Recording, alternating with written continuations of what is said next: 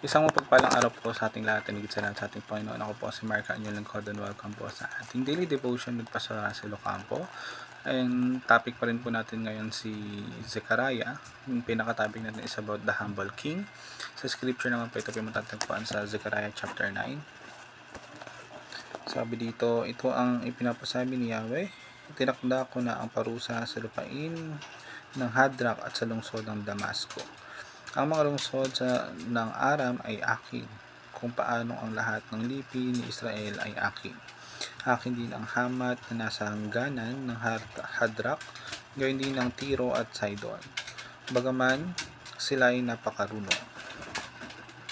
Sa ating katuruan, ito yung Zechariah's prophecy of the coming Messiah. Number 1 natin is, there is great rejoicing when the Messiah comes. So yung pagdating ng Messiah ay nagdudulot nga ng matinding kagalakan at pag-asa sa kanyang bayan. At ito yung panahon ng pagpupuri dahil dumarating na yung tagapagligtas na ipinangako ng ating Panginoon. Pangalawa, the coming Messiah is humble and peaceful.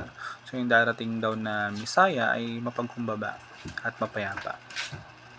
Hindi siya dumarating na may kapangyarihang panlaban o may marangyang karwahe, kundi may kahinahunan at kapayapaan. Pangatlo natin, the Messiah's government and peace extend to the ends of the earth.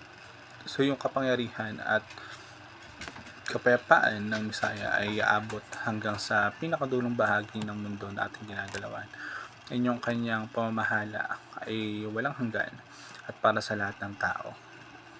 Sa ating application naman, rejoice greatly in the Lord Jesus Christ. So, tayo ay magalak ng lubos sa Panginoong Hesukristo dahil nga siya yung ating Messiah at tagapagligtas. And yung kanyang pagdating ay nagbibigay sa atin ng tunay na dahilan upang tayo ay magdiwang at magpasalamat. Pangalawa natin, be humble and peaceful like Jesus Christ. So, mamuhay tayo ng mapagkumbaba at mapayapa. Tulad ng halimbawa na pamumuhay ni Jesus Christ.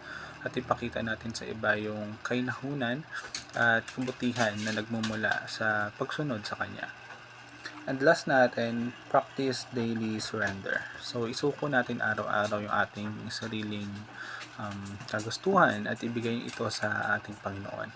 Hayaan natin siya yung mamuno sa ating mga buhay upang maranasan yung kanyang kapayapaan at paggabay. So, yun lamang po ngayong araw. Salamat po sa pakikinig and God bless po sa ating lahat.